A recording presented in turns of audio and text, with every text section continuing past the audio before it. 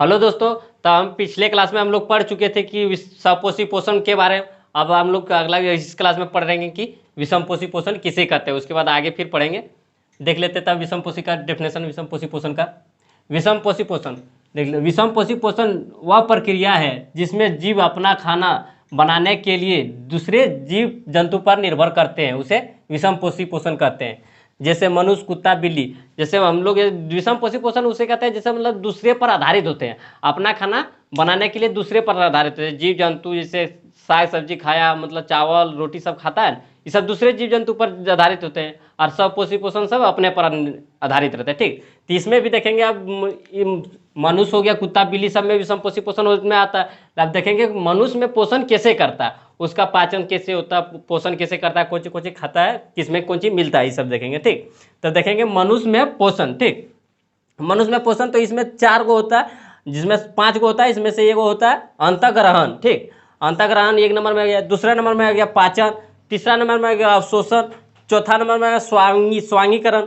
चौथा 5वां नंबर में आ गया बहिक्षेपण। ठीक, 5 के पांचों के बारे में पढ़ेंगे। यही सब है, कैसे पाचन होता है, कैसे अवशोषण करते हैं, कैसे हम लोग का अंतःग्रहण करते हैं, यही सब के बारे में पढ़ते हैं। चलो देख लेते हैं तो हम लोग इस सब का डेफिनेशन कौन सी क्या होता है, इसका मतलब क्या होता है। हम लोग देख लेते हैं कि अंतःग्रहण क्या है। अंतःग्रहण इसका अर्थ है कि भोजन को मुंह में लेना या भोजन को खाना। जैसे हम लोग कुछ भोजन खाते हैं तो उसको पहले मुंह में लेते हैं, उसी को कहा जाता है अंतःग्रहण, मतलब अंदर लेना। उसी को कहा जाता है अंतःग्रहण, मतलब भोजन को अंदर लेना।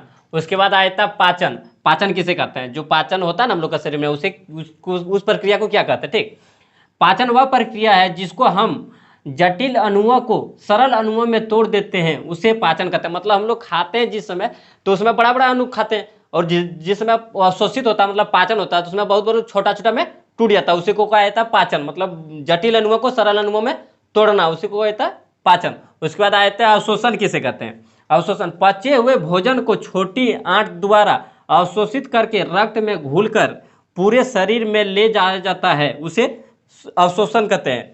जैसे मतलब पचे हुए भोजन, जितना हम लोग खाना खाएं, पहले अंतःग्रहण किए, उसके बाद पाचन किए। पाचन मतलब जो पचा बड़े जटिल अणुओं को छोटे अणुओं में, सरल अणुओं में तोड़े, तो उसके बाद जो हुआ अवशोषित करेंगे उसको, जो मतलब कि छोटे आंत द्वारा अवशोषित, मतलब जितना पचा भोजन उसको अवशोषित करेगा। ठीक, छोटे अणुओं को तोड़कर उसको जैसे रस के रूप में ना, था रस के रूप में पानी के जैसा घुल जाता है, उसके बाद रक्त में घुल जाता है। रक्त में घुलकर वे पूरे शरीर में जाता है, उसे अवशोषण कहते हैं। मतलब जो रक्त में घुला हो उसके बाद पूरा शरीर में जाएगा, क्योंकि रक्त पूरा शरीर में जाता है तो उसके बाद पूरे जितना खाना खाएं हम लोग, जितना अवशोषित भोजन, जितना हमारा प्रोटीन, विटामिन हो गया, कार्बोहाइड्रेट हो गया, जितना वो सब रक्त में जाता है, सब कोशिका को चाहिए, वही को अवशोषण करके पूरा रक्त लेके जाता है सब कोशिका की जगह। उसके बाद हम लोग देख लेते हैं और आगे कौन सी आता है इसमें। स्वांगीकरण उसे कहते हैं जब अवशोषित भोजन हमारे शरीर में विभिन्न अंगों तक पहुंचाते हैं तो उसमें आवश्यकता अनुसार उसमें फिर से परिवर्तन होता है या बड़े अणुओं में परिवर्तन होता है, उसे स्वांगीकरण कहते हैं। मतलब जितना हम लोग का अवशोषित हुआ भोजन उसका सभी अंगों तक पहुंचाता है, उसके बाद आवश्यकता अनुसार जिसको जितना चाहिए वो ले लेता है, उसके बाद भी परिवर्तन हो जाता है, बड़े अणुओं में परिवर्तन होता है, उसे स्वांगीकरण कहते हैं। अब हम लोग देखते हैं बहिक्षेपण। बहिक्षेपण किसे कहते हैं, इसका उदाहरण देख लेते हैं। बहिक्षेपण पचा हुआ अवशिष्ट पदार्थ जो गुदा द्वार के द्वारा बाहर किया जाता है, उसे बहिक्षेपण कहते हैं। मतलब जितना पचा हुआ भोजन था, जितना उसका अवशोषित करने था, अवशोषित कर लिया, जितना अवशिष्ट पदार्थ बचा उसमें, फिर उसको बाहर करना ही बहिक्षेपण कराता है, जो शरीर से बाहर कर देता है। जितना अवशिष्ट पदार्थ होता है हम लोग का बाहर कर देता है, उसी को कहते हैं बहिक्षेपण। उसके बाद आगे देख लेते हैं। उसके बाद अब इसमें हम लोग देखेंगे मुख्य रूप से इसमें कौन चीज पढ़ना है। इसमें मुख्य रूप से पाचन और अवशोषण के बारे में पढ़ना, मतलब कौन चीज कैसे पाचन होता है और कैसे अवशोषण होता है, इसी के बारे में हम लोग मुख्य रूप से पढ़ना पड़ेगा। ठीक, इसमें देख लेते हैं। पहला होता है कौन चीज, आहार नाल। आहार नाल कौन चीज होता है, यह पाइप नुमा संरचना होती है जो मुंह से गुदा द्वार तक फैली हुई है, उसे आहार नाल कहते हैं। मतलब मुंह से जितना आहार नाल तक जहां तक जाता है ना, अवशिष्ट पदार्थ जो वहां तक निकल जाता है, उसी को कहता है गुदा द्वार। ठीक, तो मुंह से यही है कि मुंह से जितना दूर तक पाइप फैला हुआ है उसी को कहा जाता है आहार नाल। ठीक, इसका जो है यह पाइप नुमा संरचना होती है जो मुंह से गुदा द्वार तक फैली हुई है, उसे आहार नाल कहते हैं। ठीक, उसके बाद 5 ग्रंथि के बारे में पढ़ना है, कौन सा ग्रंथि कहाँ है, उसके बाद कैसे पाचन होता है, उसी के बारे में पढ़ना है।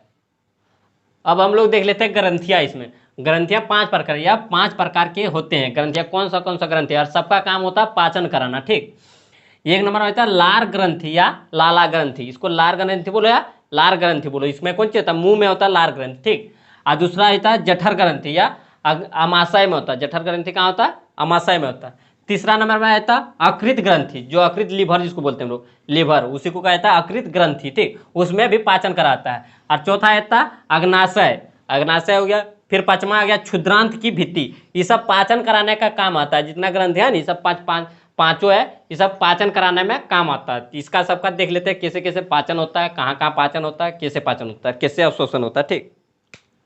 पाचन, पाचन जैसे कहाँ कहाँ पचता है वही देखेंगे। भोजन मुख्यतः 3 जगह पचता है, जो हम लोग का भोजन जो खाते हैं हम लोग, वो 3 जगह पर पचता है मुख्यतः। जो मुंह में पाचन होता है, फिर होता है अमाशय में पाचन होता है, और तीसरा नंबर है छोटी आंत में पाचन होता है, जो पूर्ण रूप से पचता है। शुरू होता है पचने का काम शुरू होता है मुंह से, और लास्ट में जो पूर्ण रूप से जितना था उतना पूर्ण रूप से पचता है कहाँ है, छोटी आंत में पच जाता है। आप देखते हैं मुंह में कौन सा गैलेंट ग्रंथि पाया जाता है जिसके कारण पचाने का काम करता है, और कौन सी खाते हैं हम लोग, कौन सा पदार्थ, उसके बारे में पढ़ेंगे। ये भी जो बताया जाए कि मुंह में कैसे पाचन होता है, यहाँ सिर्फ कार्बोहाइड्रेट का पाचन शुरू होता है, पूर्ण रूप से पाचन नहीं। तो मतलब मुंह में जो होता है ना कार्बोहाइड्रेट, जो खाना खाते हैं हम लोग, उसका पाचन शुरू होता है, मतलब आधा पचता, आधा पूर्ण रूप से नहीं पचता, आगे जाके पचता। तो हम लोग खाना जो खाते हैं उसमें कौन सी पाया जाता है। देखो हम 3 प्रकार के भोजन खाते हैं, जो खाना खाते हैं 3 प्रकार के खाते हैं, जो हो गया कार्बोहाइड्रेट, ये हो गया, दूसरा हो गया प्रोटीन, तीसरा हो गया वसा। अब कार्बोहाइड्रेट जैसे हो गया चावल हो गया, रोटी, सब में, इस सब में कौन सी पाए, चावल, सिर्फ चावल सब होता है, इस सब में कार्बोहाइड्रेट पाया जाता है। प्रोटीन रोटी, दाल, सोयाबीन, इस सब में प्रोटीन पाया जाता है। और वसा तेल घी सब में वसा पाया जाता है, ठीक। कौन सी खाएंगे कार्बोहाइड्रेट, जैसे कि चावल वावल खाएंगे उसमें कार्बोहाइड्रेट मिलेगा। और प्रोटीन हो गया, रोटी हो गया, अंडा हो गया, दूध हो गया, सोयाबीन हो गया, इस सब से प्रोटीन मिलता है, जो सब खाने के बाद प्रोटीन। और वसा मिलता है, तेल घी जब खाते हैं हम लोग उस समय वसा मिलता है। अब देखते हैं प्रोटीन का पाचन कहाँ होता है, कैसे होता है, उसके बाद कार्बोहाइड्रेट का, उसके बाद प्रोटीन का देखते हैं कहाँ पाचन होता है, वसा का फिर देखते हैं कहाँ पाचन होता है। जो बोले कार्बोहाइड्रेट का पाचन मुंह में शुरू होता है, यही कार्बोहाइड्रेट पाचन मतलब आधा शुरू होता है, पूर्ण रूप से पाचन नहीं होता, लेकिन शुरू होता है पाचन कहाँ से, मुंह से शुरू होता है। तो देखते हैं आगे कहाँ का पचता है। हम लोग जो बोले कार्बोहाइड्रेट का पाचन मुंह में होता है, कैसे पाचन होता है, मुंह में जो होता है लार में एंजाइम पाता है, जो हम लोग में मुंह में लार पाया था, जो मतलब मनपसंद का जो होता है, मनपसंद का जो खाना देखते हैं उसके बाद लार आता है, नहीं होता फिर इमली देखते हैं, तो इमली के बारे में सोचते हैं तो लार आता है। वो लार में कौन सा एंजाइम पाता है, लार में एमाइलेज एंजाइम पाया जाता है, जो कार्बोहाइड्रेट को पचाता है। जो एमाइलेज एंजाइम होता है ना मुंह में, लार में वो कार्बोहाइड्रेट को पचाता है, मतलब गला देता है धीरे धीरे, ठीक। एमाइलेज एंजाइम कार्बोहाइड्रेट का जटिल रूप से सरल रूप में तोड़ता है। जो एमाइलेज अगर लार नहीं रहता मुंह में तो कोई चीज पार नहीं कर पाएंगे, क्योंकि वो मिला देता पूरा, जो कार्बोहाइड्रेट की खाते हैं हम लोग उसको पूरा मिला देता, पानी जैसा था, लार पानी जैसा होता है, उसको पूरा मिला के फिर अंदर धीरे धीरे जाता है। तो समझ गए कि एमाइलेज एंजाइम का काम कौन सा था, कार्बोहाइड्रेट को जटिल रूप से सरल रूप में तोड़ना, मतलब बड़े बड़े टुकड़ा आता है उसको छोटे छोटे में तोड़ना है, उसके बाद अंदर फिर जाता है, महाशय में जाता है, अकृत में जाता है, छोटी आंत में जाता है, फिर पूर्ण रूप से पाचन होता है। तब फिर देख लेते हैं मुंह में और कौन सी पाया जाता है, दांत भी पाया जाता है, लार का, ये लार का जैसा होता है, लार होता है, लार का पीएच मान देखो, लार का पीएच मान 6.5 होता है। लार मतलब पीएच मान क्या होता है इसके बारे में देख लेते हैं। जैसे 0 से 7 तक होता है, फिर 7 से 14 तक होता है। 0 से 7 तक जो होता है वो अम्लीय होता है, और जो 7 होता है वो उदासीन होता है, और 7 से जो 14 तक जाता है उसको क्षारीय बोलते हैं। अम्लीय किसको बोलेंगे, जो कि थोड़ा खट्टा जैसा लगता है, जो हम लोग कुछ भी खाते हैं जैसे हो गया नींबू खाते हैं वो खट्टा जैसा लगता है, वो कौन सी होता है, अम्लीय होता है। और जो 7 होता है इसको पानी जैसे पीते हैं, वो सब कौन सी होता है, उदासीन होता है। 7 से जो 14 तक जाएगा वो होता है क्षारीय, ठीक। तो अम्ल देखते पीएच मान इसका बोले 6.5 होता है, लेकिन लार का जो पीएच मान होता है थोड़ा खट्टा जैसा होता है, हल्का खट्टा होता है, पूरा नहीं होता, इसलिए इसका पीएच मान कौन सी होता है 6.5। मतलब इधर से जितना जाएगा धीरे धीरे खट्टापन घटते जाएगा, और इधर से फिर 14 से 7 तक जाएगा उतना क्षारीय बढ़ेगा, और 7 पर कौन सी रहेगा, उदासीन रहेगा। तो वही इसका देख लिया कि लार का पीएच मान 6.5 होता है, ये ऑब्जेक्टिव क्वेश्चन में पूछ सकता है, इसलिए लिखा दे कि लार का पीएच मान 6.5 होता है। और आगे देख लेते हैं। इसमें हम लोग देख लिए दोस्तों कि लार में कैसे कैसे पाचन होता है, कैसे, उसके बाद हम लोग दांत के बारे में अगले क्लास में पढ़ेंगे, जो दांत के कितना प्रकार के होते हैं, कौन कौन सा दांत होता है, किसका काम क्या होता है। तो अब अगले क्लास में देखेंगे दांत की कैसे कैसे काम होता है किसका, ठीक, कौन सा दांत का क्या काम होता है, कितने प्रकार का होता है, कितना दांत होता है, ये सब अगले क्लास में देखते हैं। ठीक है दोस्तों, आज इतने रखते हैं। Okay bye.